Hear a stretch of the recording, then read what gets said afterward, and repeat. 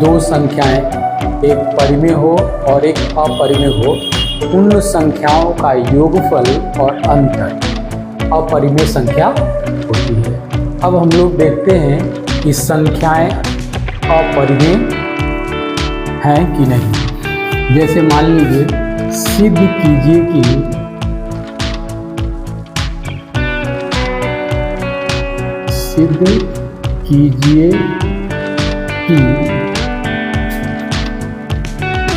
√2 या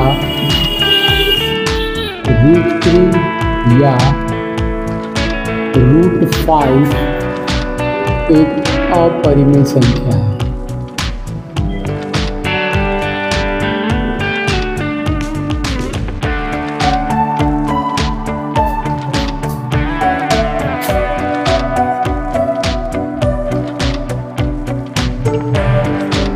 संख्या है, ठीक है। तो ठीक है, सिद्ध कीजिए कि √2 या √3 या √5 एक अपरिमेय संख्या है। ये मोस्ट इंपॉर्टेंट सवाल है। इनमें से कोई एक आ सकता है, ठीक है। √2 या √3 या √5, तो दो सबका रूल एक ही है। इन तीनों में से किसी एक का कर लेंगे, सबका आ जाएगा। चाहे √7 हो, है ना, किसी का भी अगर निकालना हो तो एक ही सॉल्व करने का तरीका एक ही है। इसमें से कोई भी उठा लीजिए और हल कर लीजिए, ठीक है। तो मान लेते हैं कि माना √5 एक, ये दोनों बुक में दिए हुए हैं इसलिए इसको देखिए, एक परिमेय संख्या है।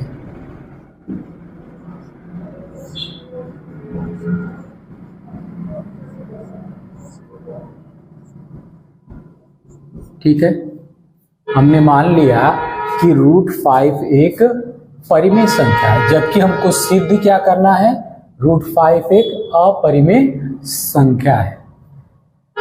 अब पुनः मान लीजिए कि माना दो पूर्णांक A और B हैं जो सह अभाज्य हैं।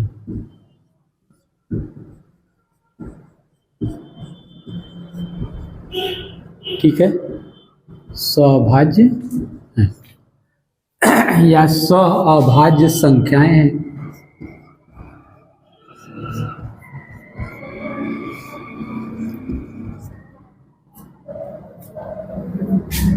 तथा B not is equal to 0। समझ में आ गया। मान लेते हैं कि √5 एक परिमेय संख्या है और दो पूर्णांक A और B हैं जो सह अभाज्य संख्या है। इसका मतलब क्या हुआ, सह अभाज्य का मतलब इन दोनों संख्याओं में कोई कॉमन संख्या नहीं है। ठीक है, यानी कि HCF इनका एक हो। ठीक है, एक के अलावा दूसरा कोई उभयनिष्ठ संख्या न हो। ठीक है, तो अब मान लिया, तो चूंकि √5 को हमने क्या माना है, परिमेय संख्या है, तो जब ये परिमेय संख्या है तो इसको A/B के रूप में लिखा जा सकता है। तो हम लिख सकते हैं √5 इज इक्वल टू A/B। ठीक है, अब इन दोनों का वर्ग कर दिया जाए, दोनों पक्षों का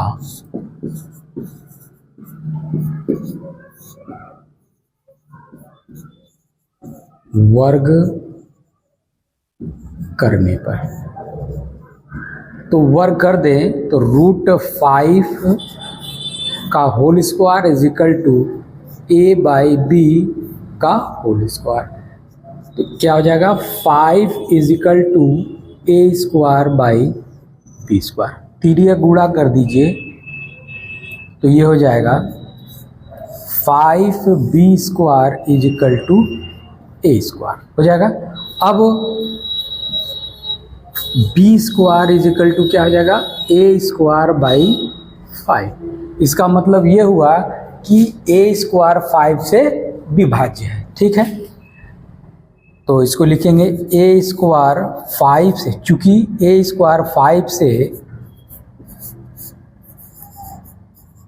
विभाज्य है, जब ए स्क्वायर 5 से विभाज्य है तो ए भी 5 से विभाज्य होगा। ठीक है, अब ये 5 से विभाज्य हो गया। अब मान लेते हैं, अब हमको ये दिखाना है कि बी भी 5 से विभाज्य है। ठीक है,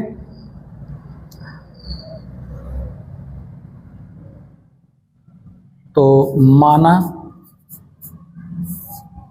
a is equal to 5c, या कोई संख्या ले सकते हैं 5 या हम 5, है ना।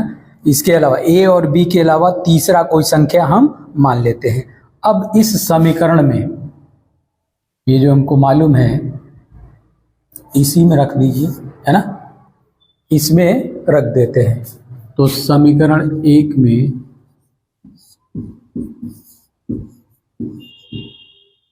a is equal to 5c रखने पर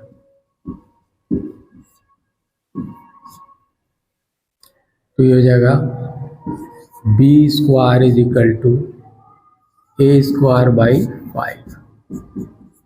तो b square is equal to 5c का होल स्क्वायर बाई 5। इसको हल करेंगे तो क्या आ जाएगा, b square is equal to 25c square by 5 हो जाएगा। 5 5 या 25, तो ये हो जाएगा b square is equal to 5c square. इसको लिख सकते हैं क्या, c square is equal to b square by 5। तो इसका मतलब ये हुआ कि b स्क्वायर 5 से विभाज्य है। तो लिखेंगे चूंकि b स्क्वायर 5 से विभाज्य है, इसलिए b 5 से विभाज्य है। अब ये जब 5 से विभाज्य हो गया, इसका मतलब अतः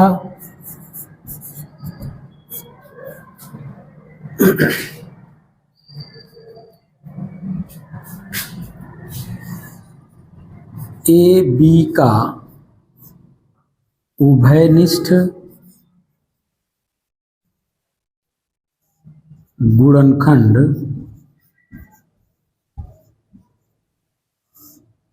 5 है।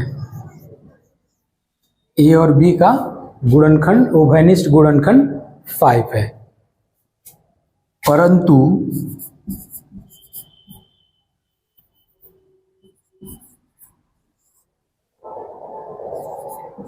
यह विरोधाभास है।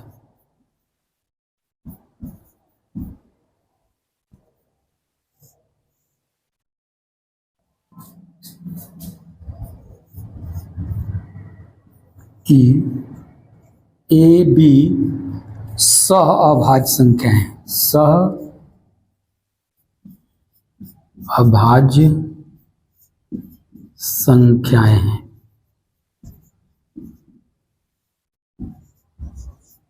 ठीक है, तो इसको कॉपी कर लीजिए।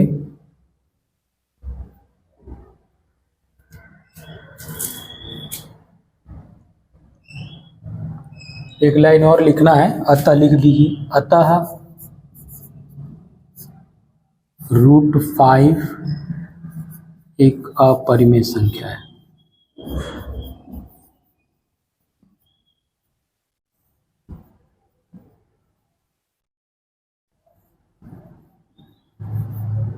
ठीक है, तो इसको उतार लीजिए, सिद्ध कीजिए कि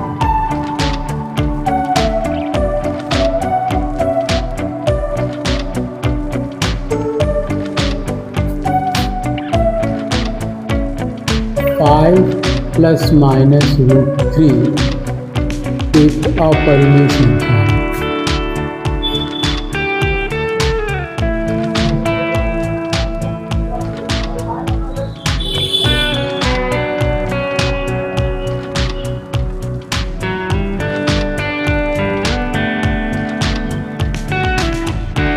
ठीक है, ये भी मोस्ट इम्पॉर्टेंट सवाल है।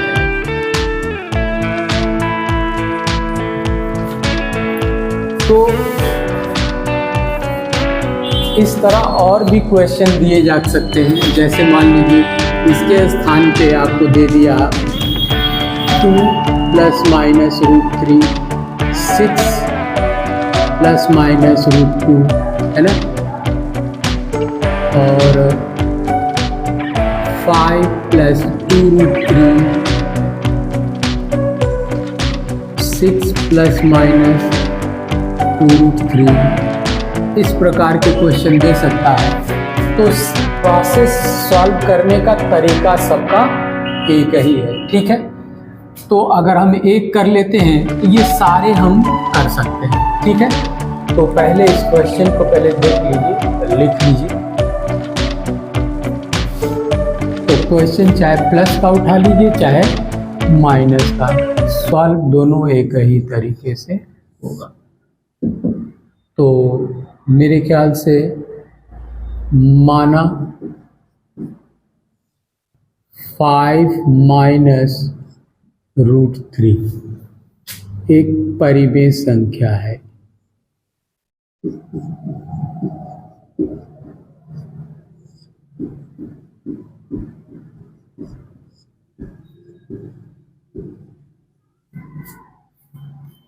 परिमेय संख्या है मतलब इस संख्या को हम p/q के रूप में लिख सकते हैं। ठीक है, परिमेय संख्या किसे कहते हैं मालूम है? ऐसी संख्या जो p/q के रूप में लिखी जाए परिमेय संख्या कहलाती है। तो इसको हम a/b के रूप में या p/q के रूप में लिख सकते हैं। अब मान लीजिए, माना 2 पूर्णांक a और b है। ठीक है, जो सहअभाज्य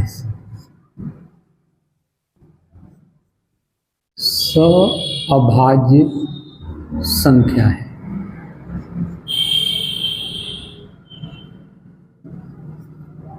और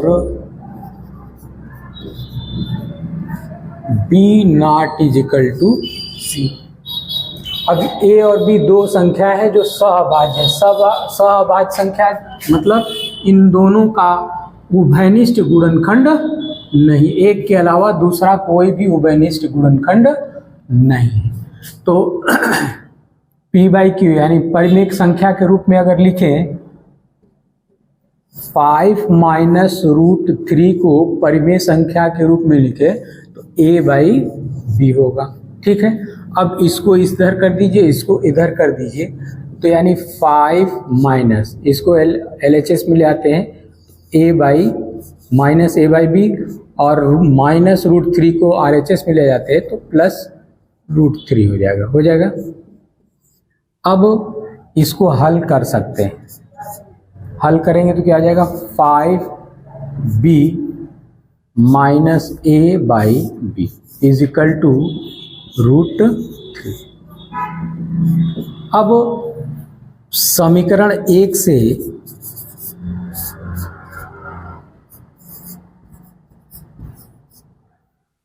a5 को हम क्या लिख सकते हैं? 5/1 लिख सकते हैं जो p/q के रूप में हुआ, और a/b स्वतः एक परिमेय संख्या है, यानी 5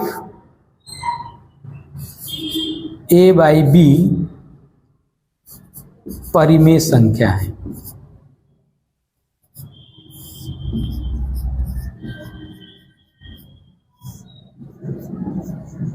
ठीक है, जब दो संख्याएं परिमेय संख्या हो तो उनका योगफल और अंतर भी परिमेय संख्या होती है। तो लिख लेंगे, इसलिए 5 माइनस ए बाई बी एक परिमेय संख्या है। ठीक है, जब ये हमने दिखा लिया तथा 5b minus A by B यह भी परिमेय संख्या होगी। ठीक है, जब ये परिमेय संख्या है तो √3 भी, अतः √3 एक परिमेय संख्या के बराबर एक परिमेय संख्या हो गया। ये परिमेय संख्या हमने दिखा लिया तो ये भी परिमेय संख्या होगी, अर्थात √3 एक परिमेय संख्या है।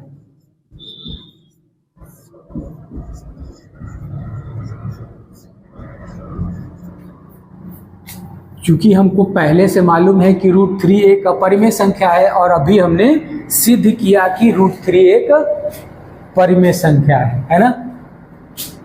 क्योंकि यह विरोधाभास है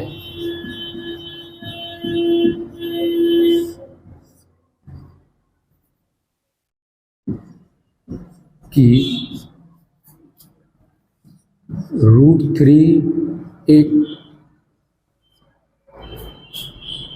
अपरिमेय संख्या है।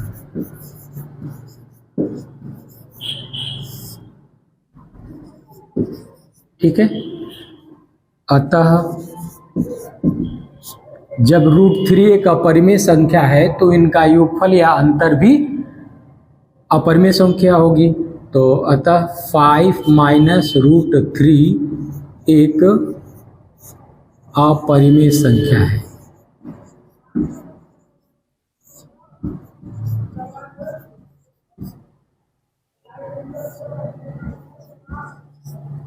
यही प्रूफ करना था। ठीक है, तो ये मोस्ट इम्पॉर्टेंट सवाल है।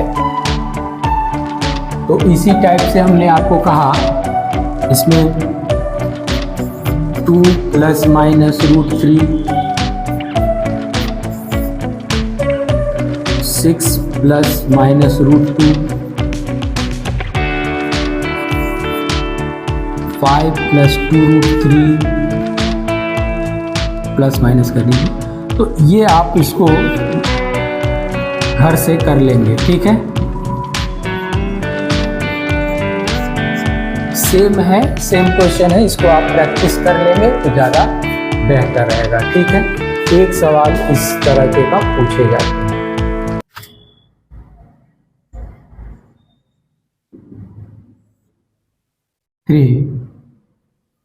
दिखाइए कि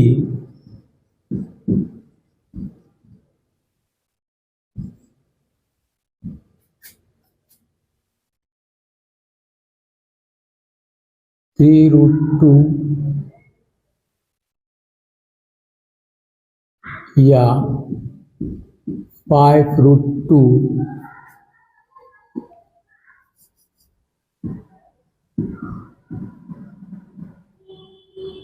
3√5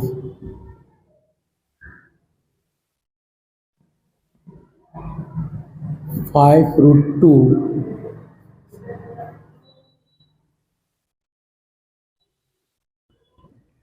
2√3 अपरिमेय संख्या है।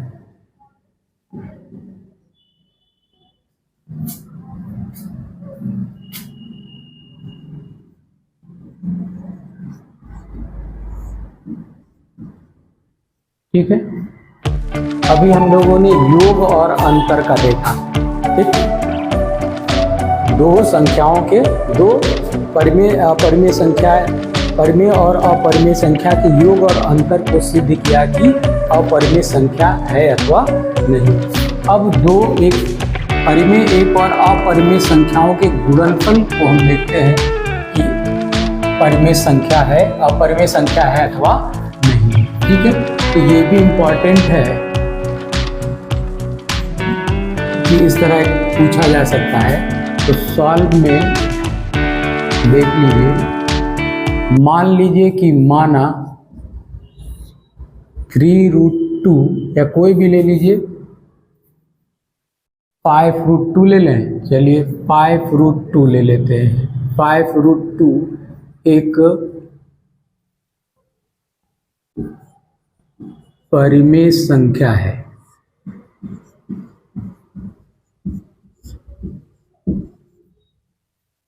जब हमने मान लिया कि 5√2 एक परिमेय संख्या है तो इसका मतलब है कि यह p/q के रूप में लिखी जा सकती है। ठीक है, अब पुनः मान लीजिए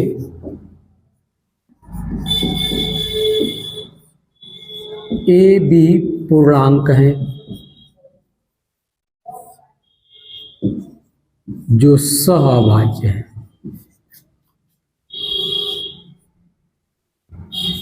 जो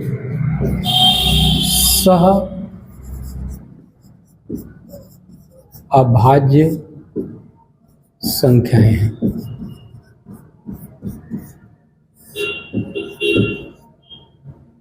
और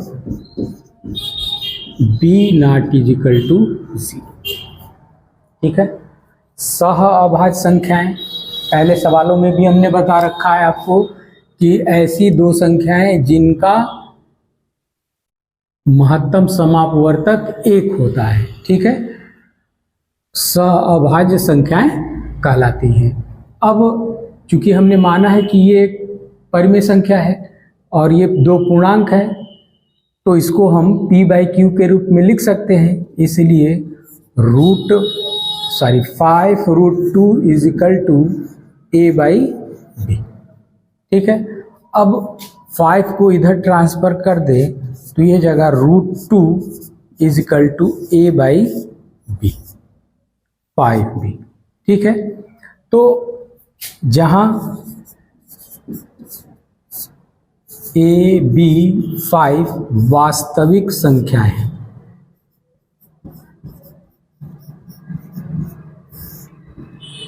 ठीक है, या पूर्णांक लिख सकते हैं, वास्तविक संख्याएं हैं। तो चूंकि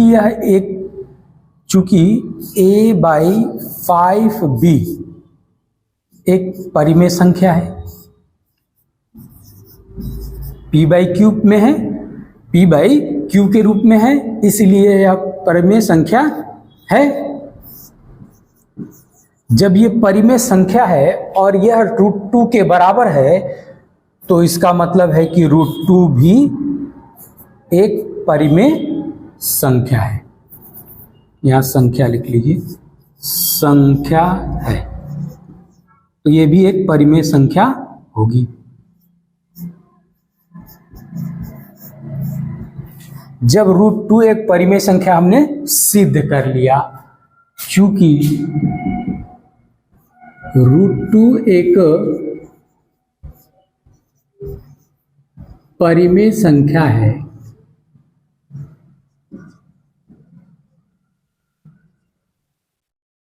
जो कि विरोधाभास है, या जो परंतु कर लीजिए, परंतु या जो कि कर सकते हैं, परंतु यह विरोधाभास है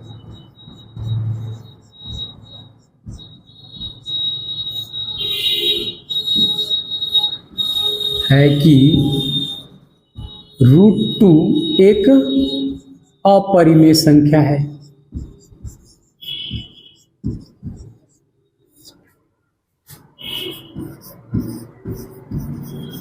संख्या है। ठीक है, √2 एक अपरिमेय संख्या है, अतः 5√2 एक अपरिमेय संख्या है।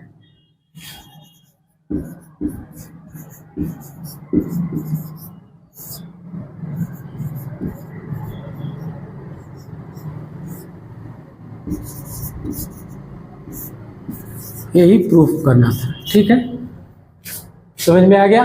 तो इसको कॉपी कर लीजिए, इनमें से प्रैक्टिस कर लीजिए सारे क्वेश्चंस को करके। अगर एक आपने समझ लिया, बाकी को आप करके प्रैक्टिस कर लीजिए, बिल्कुल रटा जाएगा क्वेश्चंस, और ये मोस्ट इम्पॉर्टेंट है, आने योग्य है। ठीक है, तो इसको कॉपी कर लीजिए। अगला क्वेश्चन हम लोग देखते हैं,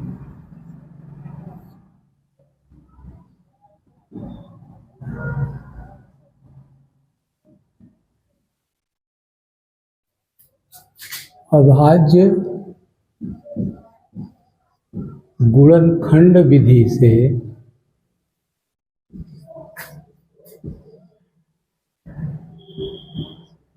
से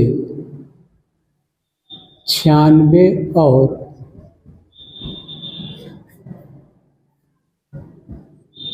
404 का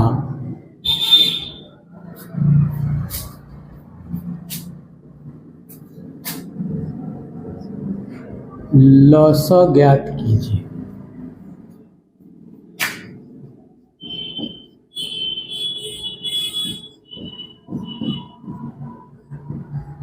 ठीक है, इस तरह का भी एक सवाल पूछा जाता है।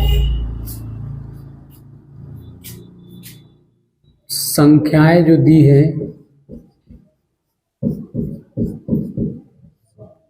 96, 404, तो पहले इन दोनों का अभाज्य गुणनखंड ज्ञात करते हैं। अभाज्य गुणनखंड ज्ञात करने के लिए सीधा फंडा है, आप 2 चौका 8,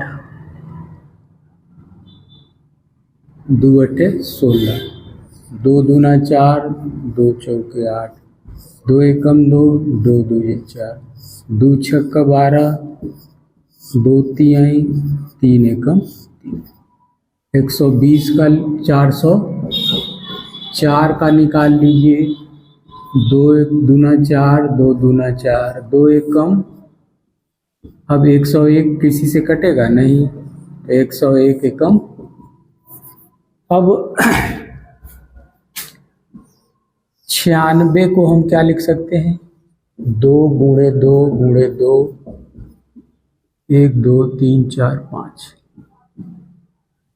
गुणे 3। और 104 को क्या लिख सकते हैं, 404 को 2 गुणे 2 गुणे 101। दो विधि से हम बता रहे हैं आपको। एक तो सीधा कॉमन निकाल लीजिए, सीधा सीधा लिख के और कॉमन निकाल लीजिए।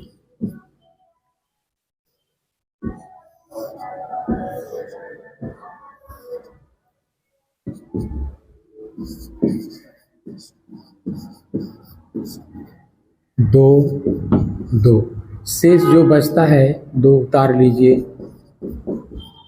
उतार लिया। अब अलग अलग संख्याएं 3 इसमें है, इसमें नहीं है, तो 3 उतार लीजिए। 101 इसमें, इसमें नहीं है, उतार लीजिए। अब मल्टीप्लाई कर लीजिए। इसको क्या लिख सकते हैं, 2 दूना 4, दूना 8, दूना 16, दूना 32 गुणे 3 गुणे 101, 3 दूना 6, 3 त्रिके 9 गुणे 101। अब 96 एकम 96 और 96 एकम 96।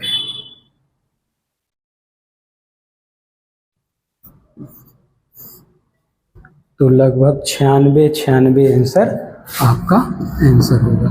ठीक है।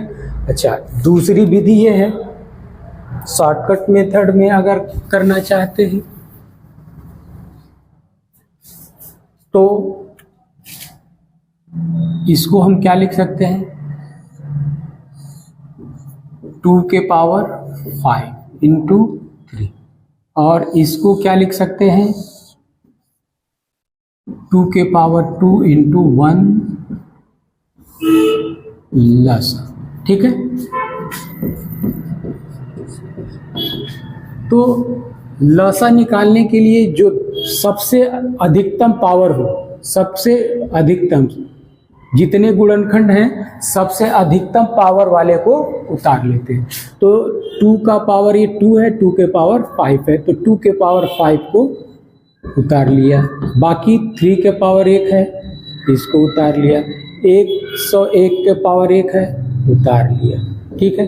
अब इसको भी मल्टीप्लाई करेंगे तो 32 गुणे 3 गुणे 101 यानी 96 गुणे 101 गुणे 96, ये आंसर हो जाएगा। ठीक है। तो ये भी क्वेश्चन, इस टाइप का भी क्वेश्चन आता है। सवालें सेम रहेंगी, नंबर्स चाहे बदल जाए, नंबर बदल सकते हैं, पूछने के तरीके एक ही रहेंगे, एलसीएम निकालने का रूल भी एक ही रहेगा। ठीक है। तो इसको कॉपी कर लीजिए, ये भी इम्पॉर्टेंट सवाल है। ठीक है, अब इसी में आप मसा भी समझ लीजिए, हो सकता है कभी सवाल में लसा मसा, लसा की जगह मसा पूछ ले, तो मसा निकालना देख लीजिए। गुणनखंड आपने, अभाज्य गुणनखंड आपने ज्ञाति कर लिया, ठीक है, दोनों का। अब दोनों में कॉमन मसा के लिए क्या करेंगे, जो दोनों में कॉमन हो, ठीक है, तो दोनों में कॉमन ये 2 हो गया, ये 2 कॉमन हो गया, ठीक।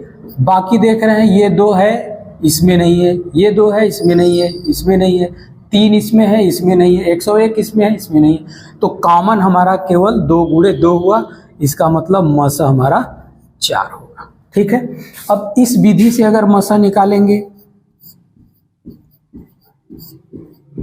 तो जो सबसे छोटी, जैसे 2 के पावर 2 है, 2 के पावर 5 है, तो इन दोनों में मिनिमम पावर वाली घात को निकाल लेंगे, 2 पावर 2।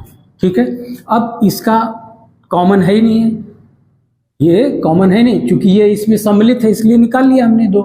अब ये इसमें 3 के पावर इसमें है, लेकिन 3 के पावर इसमें नहीं है, तो ये कॉमन नहीं होगा। 101 पावर ये है, लेकिन इसमें नहीं है, तो ये कॉमन नहीं होगा, तो ये हो जाएगा 4। तो मासा लसा सेम तरीके से आप निकाल सकते हैं। और भी संख्याएं हैं जिनका आप लिखकर काम। 6 है अभाज्य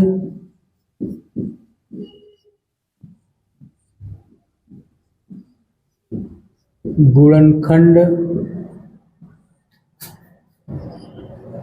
विधि से संख्याओं 6, 72 और 120 का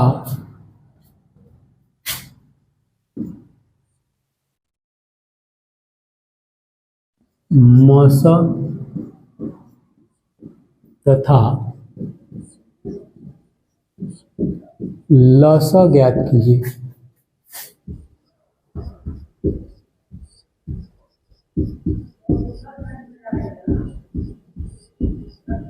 ठीक है,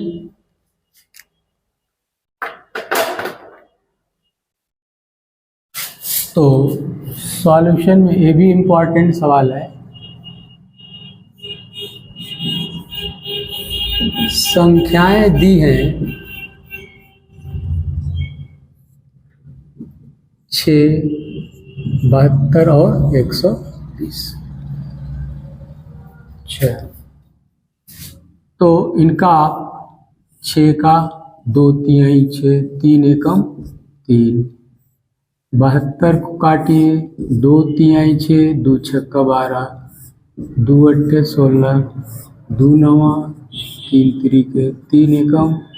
120 को निकाल लीजिए,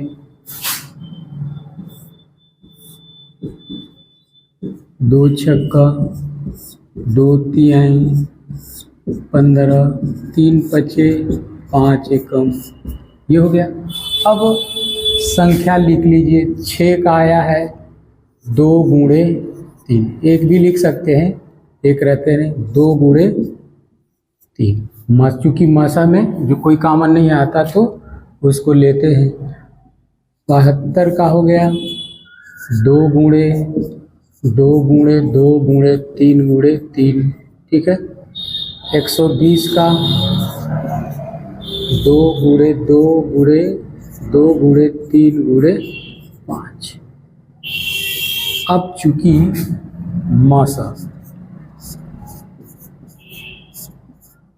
मसा निकालनी हो तो देखिए तीनों में जो कॉमन है, अब 2 इन दोनों में तो है लेकिन अब इसमें नहीं है, ये दोनों इसमें है लेकिन इसमें नहीं है। 3 देखिए, 3 दोनों में कॉमन है। ठीक है, तो 2 निकाल लीजिए और 3। 5 इसमें है, इन दोनों में नहीं है। 3 ये इसमें है, इन दोनों में नहीं है। ठीक है, तो हो जाएगा आपका लसा 6, मसा 6।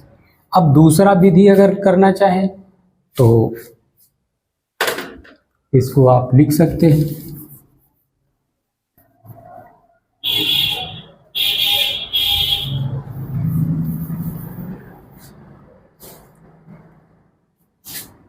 इसको जो लिखेंगे 2 इंटू 3 यानी मैक्सिमम पावर यही है। इसको पावर के रूप में लिखे तो 2 के पावर 3 इंटू 3 पावर 2। इसको पावर के रूप में लिखे तो 2 के पावर 3 इंटू 3 के पावर 1 इंटू 5 पावर 1। अब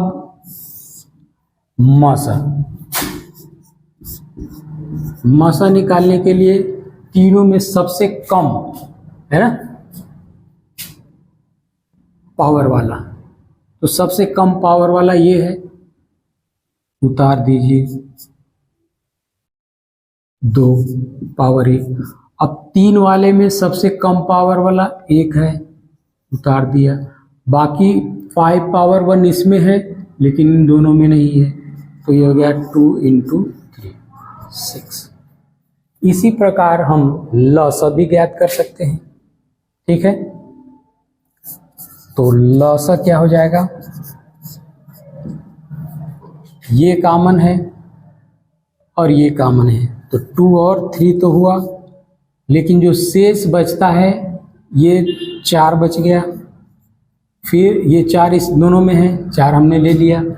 फिर 5 3 बच गया ये, फिर ये 5 बच गया। इसको मल्टीप्लाई कर दीजिए। ठीक है, तो 5 6 30, 30 तिहाई 90, 90 3 चौका 360, ये हो गया। अब इस विधि से निकाल लीजिए लसा। तो सबसे मैक्सिमम 2 का सबसे मैक्सिमम पावर कितना है, 2 के पावर 3। 3 का सबसे मैक्सिमम पावर कितना है, 3 पावर 2। 5 का मैक्सिमम पावर 1 है, तो 2 दूना 4 दूना 8, 3 3 9, 5, 8 9 72 गुणे 5, 5 दूना 10 की 0, 5 7 35 और 1, ये आपका आंसर हो। ठीक है, तो दोनों तरीके से आप कर सकते हैं। इसको कॉपी कर लीजिए।